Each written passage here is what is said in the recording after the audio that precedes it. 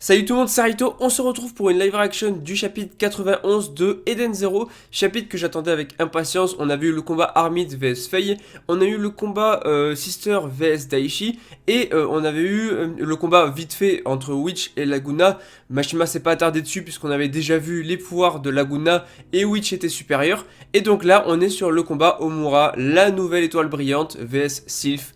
Et j'ai juste super hâte. Donc likez la vidéo si jamais elle vous plaît. Abonnez-vous si vous aimez Eden Zero parce que cette chaîne est faite pour vous.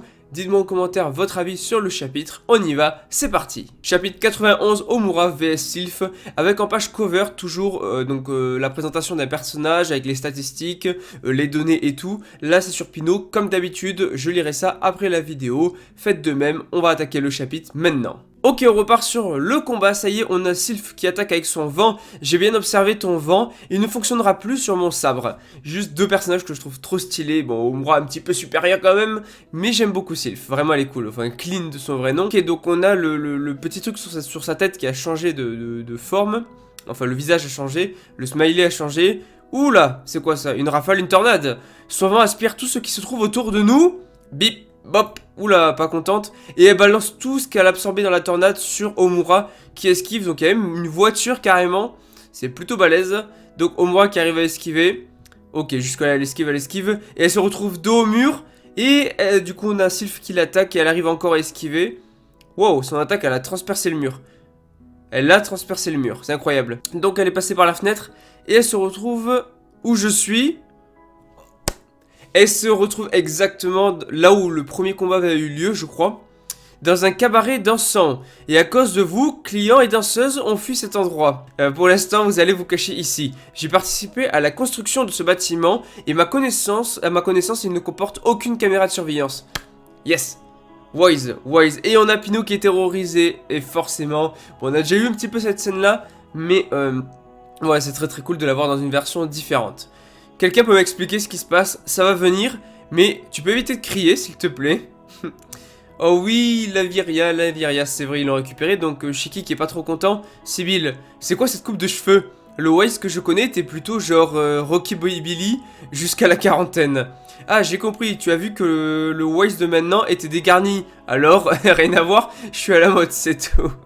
Mais on s'en fiche de ça. Qu'est-ce que tu fais ici, Sibyl? Aux news, vous faites la une, tous. Mais puis j'étais reconnu et je me suis dit que je ne pouvais pas laisser un vieil ami dans la mouise. Les révélations, s'il vous plaît, les révélations. Parce que dans la première version de l'arc Drakenjo, on a su que ils étaient amis à une époque et que Sibyl, je crois, l'avait sauvé ou l'avait aidé, un truc comme ça. Et on n'a jamais su vraiment ce qui s'était passé.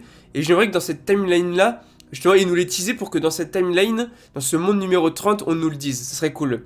Toi, t'es gonflé. Après ce que tu as fait à Pinot, oublie ça, Shiki. Ce n'est pas la même histoire. Ah, au fait, tu es le Wise de quand?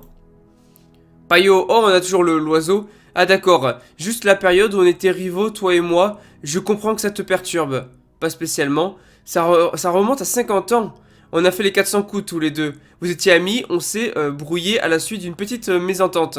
Tu appelles ça une petite mésentente, toi? Ok, donc très intéressant. Dans la vie que j'ai connue, on a réglé notre différend, même si tu as dû payer le prix fort.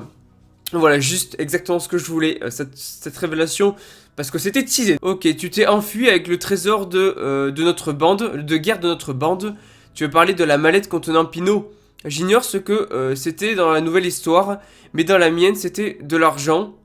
Celui de DJ Zombie. Est-ce que DJ c'est Drakenjo Zombie? Undead, le Drakenjo Zombie. Donc c'était de l'argent de Drakenjo. DJ Zombie, sérieux?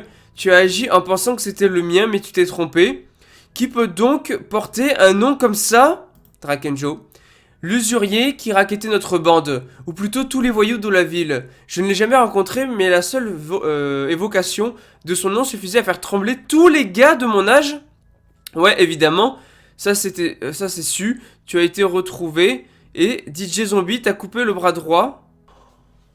Voilà pourquoi il a coupé le bras à Wise. Ce gars qui les terrorisait, c'était Drakenjo. En cas de vol, c'est la punition classique, ça ne date pas d'hier. Après ça, tu t'es radicalement calmé, tu as retrouvé le chemin des cours et on t'appelait même docteur. Attends. Non, même. Donc, celui qui a coupé le bras du vieux Wise, c'est Drakenjo. Là, on a des trucs de malade, on a des trucs de fou qui sont en train de se passer, c'est incroyable. Par la suite, on s'est réconciliés, mais on s'est moins fréquentés. Moi, je n'ai jamais réussi à quitter le milieu, et tu vois où j'en suis. Alors, c'est à cause de ce DJ Zombie que le Dr. Wise avait une prothèse, voilà. DJ Zombie est parti sur Gilst, où il s'est imposé comme le maître usurier par excellence. Cette planète, qui était un magnifique lieu touristique, est alors devenue un repère de brigands en tout genre. Ok. Donc là, on parle de choses qu'on connaissait et tout. C'est vraiment excellent, par contre, les révélations et tout, c'est génial. Quoi? Mais alors, un usurier sur Gilst? Oui, vous avez deviné. DJ Zombie n'est autre que Drakenjo, il y a 50 ans de ça. Oh, mais qu'est-ce que c'est que ça? Drakenjo, 50 ans. Attends. Bah oui, 50 ans, ça prouve son immortalité, le fait qu'il crève jamais. Que le mec peut toujours se régénérer. C'est Orochimaru, c'est le Orochimaru de Eden Zero. C'est Orochimaru, il ne crève jamais, il a toujours la même tête, il ne vieillit pas, il ne meurt pas. Le Drakenjo, c'est le Orochimaru du manga. Il y a 50 ans, il avait la même tête. Hein. Franchement, il avait la même tête à la différence qu'il avait les cheveux attachés. Incroyable. Bon, c'était prévisible que DJ Zombie c'était forcément Drakenjo, parce qu'on sait que Drakenjo c'est Undead, donc l'immortel, le mort-vivant, le zombie quoi. Attendez un peu, physiquement il ne fait pas du tout son âge. Ça fait plus de 50 ans que Drakenjo n'a pas changé d'un poil, un homme monstrueux qui ne vieillit pas. Ça se prête bien au surnom de zombie, Drakenjo Zombie. Undead. Donc voilà l'explication. Certains disent qu'il aurait plus de 200 ans. En fait, c'est juste un vieux beau. Berk, dit la Viria. Il a une sacrée longévité. Vivre plus de 200 ans relève de l'impossible, même en s'appuyant sur la médecine moderne. Mais alors peut-être que si Draken veut mes pouvoirs, c'est pour retrouver sa jeunesse. C'est-à-dire, mon pouvoir permet de revenir dans le passé en gardant les souvenirs de ce qui s'est produit. Il pourrait revenir à l'époque. C'est exactement comme si on faisait une cure de jeunesse. C'est vrai. Pourquoi vouloir rajeunir alors qu'il ne vieillit pas? Justement, son corps actuel a peut-être atteint ses limites. Donc on n'est pas sur un chapitre, il y a beaucoup d'actions, tout ça. Mais on est sur un chapitre de vraiment excellent parce que ça apporte pas mal de choses sur les éventualités possibles. Et surtout là on repart, j'ai l'impression, sur le combat Homura vs Sylph. Avec Homura qui, enfin Sylph qui attaque, Homura qui est surprise. Le vent vient de changer de couleur. Bon, on n'a pas les couleurs du coup. Wine Snatch prend tout. Je vais le pourfendre. Oula, le sabre est passé à travers. J'ai monté le niveau d'un cran, dans ce cas. Oh, elle a pris... Attends, elle a sorti elle a 2 épées, ouais, du coup. Attends, elle s'est crue dans Star Wars ou quoi, là, genre, elle a mis bout à bout les 2 épées. Elle s'est pris pour Dark Maul ou je ne sais quoi, là. Très stylé. Et elle a repoussé, soulève le vent, arrête le vent, et colle du double sabre de la Vierge guerrière, Kakero Fujin. Vent de la grue et des cerisiers. Donc elle a repoussé le vent. Vachement stylé. Le vent souffle.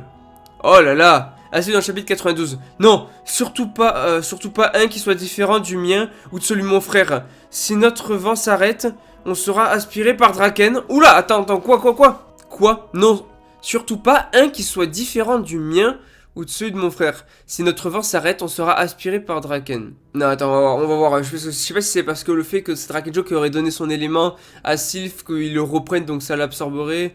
Ou même que c'est lui qui a distribué ses pouvoirs aux deux. Ou juste que ça veut dire aspiré par Draken, c'est tué par Draken. Ou alors, il a... Enfin bon, on verra. On a plein de possibilités. On va pas parler de ça pendant 15 ans ici.